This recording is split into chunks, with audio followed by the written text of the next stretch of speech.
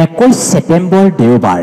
এই 21 ছেপ্টেম্বৰ দেওবাৰটো আপোনাৰ বাবে ভাল দিন হ'বলৈ গৈ আছে, কিয়নো 21 ছেপ্টেম্বৰৰ এই দিনটোতে মহালয়া আৰু মহালয়াৰ দিনাখনেই এই 6টা ৰাশিৰ দিন ভাললৈ আহিব ধৰিছে। আপুনি এই দিনটো ভালদৰে মনত ৰাখি লওক।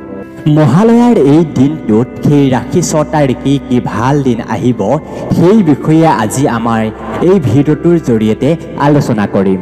মহালয়াৰ এই দিনটোত কি আপুনি কৰিলে উচিত হ'ব, কি কৰিলে আপুনি মহালয়াৰ দিনটোত মা দেৱীৰ আশীষ পাব আৰু আপোনাৰ ভাল দিন আহিবলৈ ধৰিব। মনত ৰাখিব 21 ছেপ্টেম্বৰ দেওবাৰ পিতৃপক্ষৰ সামৰণি হ'ব, পিছদিনাখনৰ পৰা মহালয়াৰ আৰম্ভ হ'ব আৰু সেইদিনাই মহা সূৰ্যগ্ৰহণ হ'বলৈ গৈ আছে। ভাৰতবৰ্ষত আপুনি এই সূৰ্যগ্ৰহণ দেখিবলৈ পাবনে নাই? ভাৰতবৰ্ষত শোটক কলাৰ আৰম্ভণি হ'বনে নাই? যদি সূৰ্যগ্ৰহণ এই ভাৰতবৰ্ষত পৰে তেতিয়া মহালয়াত কিবা প্ৰভাৱ পৰিব নেকি? সেই সকলোবিলাক কথাৰ জ্ঞান পাব পাৰিব আপুনি আমাৰ এই ভিডিঅ'টোৰ যোগেদি। নমস্কাৰ, মই প্ৰণৱ আৰু আপোনালোকে চাই আছে ভিজিবল মটিভেশ্যন। মহালয়াৰ দিনটোতে আৰম্ভ হ'ব মহা সূৰ্যগ্ৰহণ। এই সূৰ্যগ্ৰহণৰ প্ৰভাৱ ক'ত ক'ত পৰিব, মহালয়াৰ দিনটোত আপুনি কি কি কৰিব লাগিব, হ'ব লগা এই পূৰ্ণ সূৰ্যগ্ৰহণে কোনকেইটা ৰাশিৰ কপাল ফুলাব আৰু কোনকেইটা ৰাশিৰ দিনলৈ অশুভ সংকেত নমাই আনিব সেই বিষয়ে আজি এই ভিডিঅ'টোৰ জৰিয়তে আপোনাক ক'বলৈ চেষ্টা কৰিম। কোৱা হৈছে এই সূৰ্যগ্ৰহণৰ দিনাখন হ'বলৈ গৈ থকা মহালয়ৰ দিনটোতেই এই 6টা ৰাশিৰ জীৱনলৈ সুখবৰ আৰু সমৃদ্ধি সম্পত্তি সকলো নমাই আনিবলৈ চেষ্টা কৰিব। ইয়াৰ মাজতে এনেকুৱা কেইটামান ৰাশি আছে যিকেইটা খুব বেয়া হ'ব এই গ্ৰহণৰ পিছতে। দেৱীৰ আগমনৰ বাহনৰ ওপৰতে কেইবাটা ৰাশিৰো দিন কেনে চলিব সেয়া নিৰ্ধাৰিত হয়। প্ৰতিবাৰৰ দৰে এইবাৰো দেৱী কিহত আগমন কৰিছে আৰু কৰিব তাৰ ওপৰতে ৰাশিসমূহৰ দিন কালৰ কথা উল্লেখ আছে। কোৱা হৈছে 21 ছেপ্টেম্বৰ অৰ্থাৎ দেওবাৰে যি সূৰ্যগ্ৰহণ হ'বলৈ গৈ আছে, এই সূৰ্যগ্ৰহণ একেবাৰেই সাধাৰণ নহয়। আমি প্ৰথমতে 21 ছেপ্টেম্বৰৰ দিনা সূৰ্যগ্ৰহণ যি হ'বলৈ গৈ আছে সেই সূৰ্যগ্ৰহণ কিমান সময়ত আৰম্ভ হ'ব আৰু কিমান সময়ত শেষ হ'ব সেয়া জানি লওঁ আহক। 21 ছেপ্টেম্বৰ দেওবাৰে সূৰ্যগ্ৰহণৰ সময় হৈছে সন্ধিয়া 5:30। এতিয়া নিশ্চয়কৈ আপোনাৰ মনত এটা প্ৰশ্ন উদয় হৈছে যে সন্ধিয়া হোৱাৰ পিছত কেনেকৈ সূৰ্যগ্ৰহণ হ'ব, কাৰণ আপুনি ভাবিছে যে সূৰ্যটো দিনতহে ওলায়। এই সকলোখিনি কথা আমি এই ভিডিঅ'টোৰ জৰিয়তে আপোনাক বুজাই ক'বলৈ চেষ্টা কৰিম, মাথো আপুনি ভিডিঅ'টোক 5-10 বাবে মনোযোগ দি শুনিবলৈ চেষ্টা কৰক। সন্ধিয়া 5:30 সূৰ্যগ্ৰহণ আৰম্ভ হ'ব আৰু 5 বজাত এই সূৰ্যগ্ৰহণ আৰম্ভ হ'ব আৰু সন্ধিয়া 7:43 এই সূৰ্যগ্ৰহণে পূৰ্ণতা পাব আৰু 9:55 এই সূৰ্যগ্ৰহণ সমাপ্ত হ'ব। আপোনালোকৰ জ্ঞাতাৰ্থে জনাওঁ যে সূৰ্যগ্ৰহণৰ 12 ঘণ্টাৰ পূৰ্বেই শোটক কালৰ আৰম্ভ হয় আৰু এই শোটক কালটো চলি থকাৰ সময়ত ধৰ্মীয় কাৰ্য একেবাৰেই বৰ্জন কৰা হয়। গৰ্ভৱতী মহিলাসকলে বহুত সাৱধানেৰে চলিব লগা হয় এই সময়খিনিত। এতিয়া আপোনাৰ মনলৈ নিশ্চয় প্ৰশ্ন আহিব পাৰে, এই গ্ৰহণৰ সময় সন্ধিয়া কিয় হ'ব? আপুনি বুজি লওক, যিকোনো সূৰ্যগ্ৰহণেই হওক এই সৌৰজগতৰ এক বিৰল পৰিঘটনা। এই গ্ৰহণ ভাৰতীয় সময় অনুসৰি 5:30 বজাত হ'ব, অৰ্থাৎ গ্ৰহণৰ প্ৰভাৱ ভাৰতত নপৰে। যেতিয়া গ্ৰহণৰ প্ৰভাৱ ভাৰতত নপৰিব তেতিয়া ভাৰতত শোটক কালৰ কোনো মূল্য নাথাকিব। গতিকে শোটক কালৰ যেতিয়া ইয়াত গুৰুত্বহীন হ'ব, সেইবাবে 21 ছেপ্টেম্বৰ দেওবাৰে আপুনি কোনো ধৰণৰ ধাৰ্মিক কাৰ্য কৰাত কোনো ধৰণৰ বাধা নাথাকিব। এতিয়া আপোনাৰ মনলৈ আৰু এটা প্ৰশ্ন আহিব পাৰে, যদি ভাৰতত এই সূৰ্যগ্ৰহণৰ কোনো প্ৰভাৱ নাথাকে, যদি সূৰ্যগ্ৰহণৰ প্ৰভাৱ ভাৰতবৰ্ষত নপৰে তেন্তে 6 ৰাশিৰ কেনেকৈ কপাল ফলিব? পুনৰ আমি আপোনাক কৈছোঁ, এয়া সৌৰজগতৰ এক বিৰল ঘটনা। এই মহাজাগতিক পৰিঘটনাৰ প্ৰভাৱ ভাৰতবৰ্ষত নপৰিব পাৰে, কিন্তু 6টা ৰাশিৰ ওপৰত নিশ্চিতভাৱেই পৰিব, কাৰণ এইটো এটা মহাজাগতিক পৰিঘটনা। সেইকাৰণেই গ্ৰহণৰ প্ৰভাৱ আপুনি ভাৰতবৰ্ষত নেদেখিলেও 6 ৰাশিৰ ওপৰত যি প্ৰভাৱ পৰিব সেই ৰাশি আপুনি নুই কৰিব নোৱাৰে। আৰু গ্ৰহণৰ প্ৰভাৱ ভাৰতবৰ্ষত নপৰিলে বুলিয়েই গৰ্ভৱতী মহিলাসকল কেতিয়াও অসাৱধানতা নাথাকিব। গৰ্ভৱতী মহিলাকে ধৰি শিশু সকলো সাৱধানে থকাটো অতিকৈ গুৰুত্বপূৰ্ণ। এতিয়া আপোনাৰ মনলৈ এটা প্ৰশ্ন সঘনাই নিশ্চয়কৈ আহি আছে, কোনকেইটা ৰাশিৰ জীৱনলৈ সুখ আৰু সমৃদ্ধি সম্পত্তি নামি আহিব? কোনকেইটা ৰাশিৰ জীৱনৰ পৰা দুখ, কষ্ট, চিন্তা এই সকলোবোৰ বিপদ আঁতৰি যাব আৰু শুভ দিন আহিব? সেই 6টা ভাগ্যশালী ৰাশিৰ ভিতৰত প্ৰথম ৰাশিটো হৈছে মকৰ ৰাশি। মকৰ ৰাশিৰ জাতক জাতিকাসকলে মন কৰিব, ভগৱানৰ অপাৰ কৃপাদৃষ্টি থাকিব আপোনালোকৰ ওপৰত। ভগৱানৰ অপাৰ কৃপাদৃষ্টি থকাৰ বাবে আপোনাৰ হাতলৈ ধন আহিব। আপুনি ঐশ্বৰ্য বৈভৱ লাভ কৰাৰ সম্ভাৱনা বহুত বেছি হ'ব। লগতে আপোনাক জনাই থওঁ, মকৰ ৰাশিৰ যিসকল জাতক জাতিকাই ব্যৱসায়ত মনোনিৱেশ কৰিছে তেওঁলোকে বিশেষ প্ৰগতি লাভ কৰিবলৈ সক্ষম হ'ব। যিসকলে চাকৰি কৰি আছে তেওঁলোকৰ চাকৰিত পদোন্নতিৰ সম্ভাৱনা আছে। আৰু যিসকলে বিদেশলৈ গৈ পঢ়া শুনা কৰিবলৈ আশা মনত পুহি ৰাখিছে তেওঁলোকৰ আশা পূৰ্ণ হোৱাৰ পথত। যিসকলে চাকৰিৰ সন্ধানত আছে তেওঁলোকৰ বাবেও এই সময়খিনি অতিকৈ অনুকূল। লগতে মকৰ ৰাশিৰ জাতক জাতিকাসকলৰ আয় বৃদ্ধি হ'ব বুলি কোৱা হৈছে। আৰু যিসকল ব্যৱসায়ী তেওঁলোকে অধিক মুনাফা অৰ্জন কৰিব পাৰিব। আপোনাৰ দ্বাৰা আৰম্ভ কৰা প্ৰতিটো কাৰ্য আপুনি সফলতা লাভ কৰিব পাৰিব। ভগৱান শিৱৰ বিশেষ কৃপা থাকিব মকৰ ৰাশিৰ জাতক জাতিকাসকলৰ ওপৰত, যাৰ প্ৰভাৱত আপোনাৰ জীৱনৰ পৰা সকলো ধৰণৰ সমস্যা, দুখ, কষ্ট দূৰ হৈ যাব আৰু আপোনাৰ জীৱনলৈ অপাৰ আনন্দ আগমন ঘটিব। এক কথাত ক'বলৈ গ'লে মকৰ ৰাশিৰ জাতক জাতিকাসকলৰ জীৱন সম্পূৰ্ণৰূপে পৰিৱৰ্তন হ'ব। ইয়াৰ পিছৰ ভাগ্যশালী ৰাশি হৈছে মেষ ৰাশি। মেষ ৰাশিৰ জাতক জাতিকাসকলৰ বাবেও এই সময়খিনি বিৰাট অনুকূল। ভগৱানৰ বিশেষ কৃপা এই ৰাশিৰ ওপৰতো থাকিব।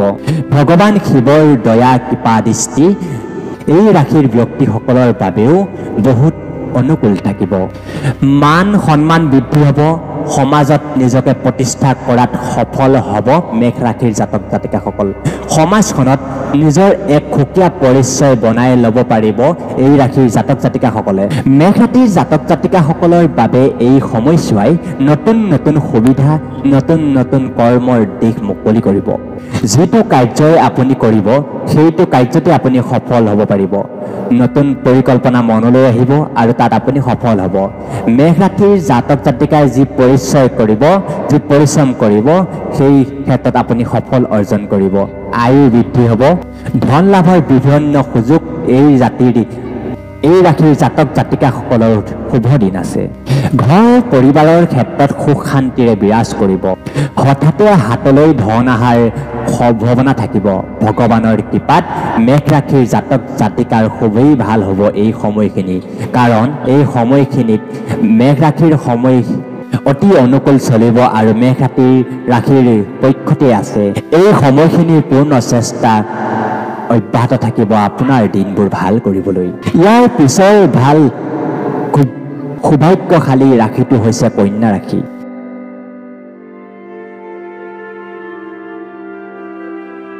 কন্যা ৰাশিৰ জাতক জাতিকাসকলক কওঁ, ভগৱানৰ বিশেষ কৃপা দৃষ্টি থাকিব আপোনালোকৰ ওপৰত। এক অৰ্থত আপুনি বুজি লওক, এই সময়খিনিত আপোনাৰ জীৱনলৈ অপাৰ সুখ কঢ়িয়াই আনিব। ব্যৱসায়ত বৃদ্ধি হ'ব, আপোনাৰ আয় বৃদ্ধি হ'ব। চাকৰি কৰি থকা ব্যক্তিসকলৰ বাবে জীৱনটো সুখ আহিব আৰু আপোনাৰ পদোন্নতি আৰম্ভ হ'ব। যিসকল ব্যক্তিয়ে বিদেশত চাকৰি কৰাৰ মনত আশা পুহি ৰাখিছে তেওঁলোকৰ আশা পূৰণ হোৱাৰ দিশে ঢাল ল'ব। এই সময়ছোৱাত এই ৰাশিৰ জাতকসকলৰ যথেষ্ট লাভৰ সম্ভাৱনা আছে। এই সময়খিনিত ধন লাভৰ বিভিন্ন সুযোগ সন্মুখত খোল খাই যাব। যিসকলে সন্তান প্ৰাপ্তিৰ ইচ্ছা মনত পুহি ৰাখিছে তেওঁলোকৰ সন্তান প্ৰাপ্তিৰ ইচ্ছা পূৰ্ণ হ'ব। ঘৰ পৰিয়ালত খুব ধুনীয়া হাঁহি সুখ আদি আগমন ঘটিব। যিসকল জাতক জাতিকাই প্ৰেমৰ সম্পৰ্ক ৰক্ষা কৰি ৰাখিছে তেওঁলোকৰ সেই সম্পৰ্ক আগতকৈ মজবুত হৈ উঠাত বিভিন্ন ধৰণৰ কাৰণ উদ্ভৱ হ'ব। আৰু নতুনকৈ বাহন ক্ৰয়ৰ বাবে যিসকল জাতক জাতিকাই পৰিকল্পনা কৰি আছে তেওঁলোকৰ সেই সপোন পূৰ্ণ হোৱাৰ দিশ অতি সোনকালে আহিব। ইয়াৰ পিছৰ ভাগ্যশালী ৰাশিটো হৈছে সিংহ ৰাশি। সিংহ ৰাশিৰ জাতক জাতিকাৰ ওপৰতো ভগৱানৰ বিশেষ কৃপা দৃষ্টি থাকিব। সিংহ ৰাশিৰ জাতক জাতিকাসকলৰ বাবেও এই সময়খিনি খুবেই অনুকূল আৰু যিকোনো শুভ কাম কৰাৰ বাবে আপোনাৰ এই সময়খিনি একদম পাৰফেক্ট সময়। সমাজখনত এই জাতক জাতিকাৰ ব্যক্তিসকলৰ খুব প্ৰশংসা হ'ব, সন্মান বৃদ্ধি পাব আৰু জীৱনটোত বিভিন্ন ধৰণৰ নতুন সুযোগৰ সৃষ্টি হ'ব। ধন উপাৰ্জনৰ বিভিন্ন সুযোগ আহিব হাতলৈ, পৰিয়াললৈ সুখ শান্তি আহিব আৰু ব্যৱসায়ত বৃদ্ধি হ'ব। চাৰিওফালৰ পৰা সিংহ ৰাশিৰ জাতক জাতিকাসকলৰ জীৱনলৈ সুখ সমৃদ্ধি আৰু লাভৰ দিন আহিব বুলি কোৱা হৈছে। যিসকলে চাকৰি কৰি আছে তেওঁলোকৰ পদোন্নতিৰ যোগ আছে। ধন লাভৰ বিভিন্ন ধৰণৰ সুযোগ আহিব হাতলৈ, যাৰ ফলত আপুনি আৰ্থিকভাৱেও যথেষ্ট শক্তিশালী হৈ পৰিব। ইয়াৰ পিছৰ ভাগ্যশালী ৰাশি হৈছে ধনু ৰাশি। খুব থুলমূলকৈ ক'বলৈ হ'লে এই ৰাশিৰ জাতক জাতিকাৰ বাবে ভগৱান শিৱই খুব কম সময়ৰ ভিতৰতেই ভাল খবৰ লৈ আহিব। আপুনি যি পৰিশ্ৰম কৰি আছে সেই পৰিশ্ৰমৰ পূৰ্ণ ফল এই সময়ছোৱাত আপুনি পাবলৈ সক্ষম হ'ব আৰু আপোনাৰ জীৱনত বহু দিনৰ পৰা ফচি থকা কাম বা ৰখি থকা কাম সফল হ'বলৈ যাব এই সময়খিনিতেই। ঘৰ পৰিয়াল সম্পৰ্কীয় মানুহ বন্ধু বান্ধৱকে ধৰি লৈ আপুনি সকলোৰে পৰা পূৰ্ণ সঁহাৰি লাভ কৰিব এই সময়খিনিত। ভগৱানৰ কৃপাত ধন সম্পৰ্কীয় ধন উপাৰ্জনৰ দিশৰ সম্পৰ্কীয় সকলো কামতেই আপুনি সফল হ'বলৈ ধৰিব এই সময়খিনিত। ধন লাভৰ নতুন নতুন দিশ, নতুন নতুন সুবিধা আৰু নতুন নতুন কথা আপোনাৰ সন্মুখলৈ আহিব এই সময়খিনিতে আৰু আপোনাৰ জীৱনলৈ সুখ শান্তি নামি আহিব এই সময়ছোৱাত। যিসকল ব্যক্তিয়ে কৰ্মসূত্ৰে চাকৰি কৰি আছে তেওঁলোকৰ ধন বৃদ্ধি হোৱাৰ পূৰ্ণ সম্ভাৱনা আছে এই সময়খিনিত। গতিকে এতিয়ালৈকে আপোনালোকক যিকেইটা ৰাশিৰ কথা ক'লো সেই ৰাশিৰ জাতক জাতিকাসকলে পূৰ্ণ লাভ উঠাবলৈ চেষ্টা কৰক এই সময়খিনিতে, কাৰণ আপোনালোকৰ বাবে এই সময়খিনি বহুত অনুকূল সময়। ইয়াৰ পিছৰ ভাগ্যশালী ৰাশিটো হৈছে মিথুন ৰাশি। ভগৱানৰ কৃপাত মিথুন ৰাশিৰ ব্যক্তিসকলৰ জীৱনলৈও এই অপাৰ সুখ সমৃদ্ধি আহিব এই সূৰ্যগ্ৰহণৰ পিছত। এক অৰ্থত ক'বলৈ গ'লে মিথুন ৰাশিৰ জাতক জাতিকাসকলৰ জীৱনলৈ সুখেই সুখ আগমন ঘটিব। নতুন বাহন ক্ৰয় কৰিম বুলি ভাবি থকা জাতক জাতিকাসকল আৰু নতুনকৈ এখন ঘৰ ক্ৰয় কৰিম বা এখন ঘৰ নিৰ্মাণ কৰিম বুলি ভাবি থকা জাতক জাতিকাসকলৰ যি সপোন সেই সপোন পূৰ্ণ দিশত। সন্তান লাভৰ বাবে মিথুন ৰাশিৰ যি জাতক জাতিকাই পৰিকল্পনা কৰি আছে সেইসকল ব্যক্তিৰ কাৰণেও এই সময়ছোৱা একেবাৰে অনুকূল সময়। ঘৰ পৰিয়ালত সুখ সমৃদ্ধিৰ বাতাবৰণ সৃষ্টি হ'ব। ঘৰৰ পৰিয়ালৰ মাজত যি সম্পৰ্ক সেই সম্পৰ্কৰ বান্ধোনটো অতিকৈ মজবুত হ'ব। ভগৱান শিৱৰ কৃপাত মিথুন ৰাশিৰ জাতক জাতিকাসকলৰ মনতো যি ভাৱনা লৈ তেওঁলোকে কৰ্ম কৰি আছে সকলোবিলাক কৰ্মৰ ফল লাভ কৰিবলৈ সক্ষম হ'ব এই সময়ছোৱাত। কোৱা হৈছে এই জাতক জাতিকাসকলৰ জীৱন এই সূৰ্য গ্ৰহণৰ পিছত সম্পূৰ্ণৰূপে সলনি হৈ পৰিব। কিন্তু এই গ্ৰহণ আপুনি ভাৰতবৰ্ষত দেখিব নাপাব, কিন্তু এই গ্ৰহণৰ প্ৰভাৱ আপোনাৰ এই বিশেষ ৰাশিকেইটাৰ ওপৰত থাকিবই। সূৰ্যগ্ৰহণ এইবাৰ প্ৰধানতে অষ্ট্ৰেলিয়া, নিউজিলেণ্ড আৰু দক্ষিণ কোৰিয়া আৰু এণ্টাৰ্কটিকাত দেখিবলৈ পোৱা যাব। সেইবাবেই ভাৰতবৰ্ষত সূৰ্যগ্ৰহণৰ সময় সন্ধিয়া হোৱা দেখা যাব, কাৰণ এছিয়াৰ যি দেশসমূহ সেইসমূহ দেশত সেই সময়ত আন্ধাৰ হৈ থাকিব। সেইবাবে আপুনি ভাৰতবৰ্ষত যিহেতু এই সূৰ্যগ্ৰহণ দেখিবলৈ নাপায় সেইবাবে ভাৰতবৰ্ষত সূতক কালৰ প্ৰভাৱো আপুনি ভাৰতবৰ্ষত দেখিব নাপায়। কিন্তু ডাঙৰ কথাটো হ'ল এই সূৰ্যগ্ৰহণৰ দিনাই মহালয়া মানে দেৱী ধৰালৈ নামি আহিব। এইবাৰ ধৰালৈ মহালয়া কিহত আহিব আপুনি জানেনে? দেৱীয়ে ধৰালৈ আগমন হ'ব হাতীৰ পিঠিত আৰু দেৱী গমন কৰিব দোলাত। দেৱী গমনৰ যি বাহন সেইটোৰ ওপৰত পৃথিৱীৰ পৰিস্থিতি যথেষ্ট নিৰ্ভৰশীল। কোৱা হৈছে দেৱীৰ দোলাত গমনৰ বাবে পৃথিৱীত বৰ বিশেষ ভাল দিন নহ'ব। হিংসা অসত্য আদি উৎপাত বৃদ্ধি হ'ব পাৰে পৃথিৱীত দেৱীৰ দোলাত গমনৰ কাৰণে। কিন্তু এই মহালয়াৰ দিনা আপুনি কি কৰিব?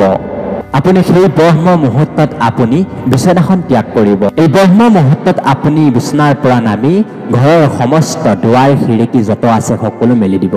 এয়া যে কেৱল ধাৰ্মিক স্থিতি এনে নহয়, ইয়াত এটা বৈজ্ঞানিক কথাও লুকাই আছে। পুৱাৰ সেই সতেজ বতাহজাক, বিশুদ্ধ বতাহজাক যেতিয়া আপুনি ঘৰলৈ সোমাই আহিবলৈ ব্যৱস্থা কৰি দিব, তেতিয়া আপোনাৰো ভাল হ'ব।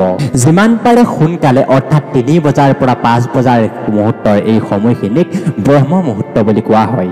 গতিকে পিছ ৰাতি 3 বজাৰ পৰা 5 বজাৰ এই সময়খিনিত আপুনি বিচনাখন ত্যাগ কৰি ঘৰৰ বাহিৰলৈ ওলাই যাব। পুৱাৰ সেই বিশুদ্ধ ফ্ৰেছ বতাহজাক আপুনি সেৱন কৰিব। আপুনি মন কৰিবচোন, আমাৰ ৰাজ্যৰ বিভিন্ন প্ৰান্তত মহালয়াৰ দিনাখন খোজ কাঢ়িবলৈ মানুহ অগণন ওলাই আহে। লাগিলে সেয়া যোৰহাটৰ পিনেই হওক, লাগিলে সেয়া শিলচৰৰ পিনেই হওক, সকলো ব্যক্তি হিলদল ভাঙি সেই মুহূৰ্তখিনিত, অৰ্থাৎ ব্ৰহ্মৰ সেই পুৱাখিনিত হিলদল ভাঙি খোজ কাঢ়িবলৈ ওলাই আহিব। এটা নিৰ্দিষ্ট সময়ত খোজ কাঢ়িবলৈ গৈ আপুনি ফ্ৰেছ বতাহৰ মাজত খোজ কাঢ়ি আহিব আৰু ঘৰলৈ আহি আপুনি স্নান কৰি সূৰ্য দেৱতাক বিশেষভাৱে অৰ্ঘ্য প্ৰদান কৰিব। সূৰ্য দেৱতাক আপুনি যি অৰ্ঘ্য প্ৰদান কৰিব, তাত আপুনি এটা তামৰ পাত্ৰত অলপ পানী ল'ব, অলপ গংগাজল ল'ব আৰু ৰক্ত চন্দন, ৰঙা ফুল, তিল, চাউল আদি দি সূৰ্যদেৱক আপুনি অৰ্ঘ্য দিব। যিসকলৰ বিভিন্ন ধৰণৰ গ্ৰহৰ দোষ চলি আছে, তেওঁলোকে সেইদিনা যিহেতু দেৱী মা পৃথিৱীৰ লোকলৈ নামি আহিব, সেইকাৰণে তেওঁলোক দেৱী মন্দিৰলৈ গৈ দেৱীক সন্মুখত পূজা অৰ্চনা কৰাটো খুবেই প্ৰয়োজনীয়। দেৱীক সন্তুষ্ট কৰি আপুনি আপোনাৰ জীৱনৰ বিভিন্ন সমস্যাৰ পৰা পৰিত্ৰাণ পাবলৈ সক্ষম হ'ব। মনত ৰাখিব, মহালয়া দেৱী ধৰালৈ অহাৰ দিন। যিহেতু পিছদিনাৰ পৰা নৱৰাত্ৰি আৰম্ভ হ'ব আৰু নৱৰাত্ৰিৰ দিনাখন আপুনি কি কি নিয়ম পালন কৰিব লাগিব, সেয়া আমি পৰৱৰ্তী ভিডিঅ'ত আপোনাক জনাবলৈ চেষ্টা কৰিম। আজিলৈ ইমানেই। নমস্কাৰ।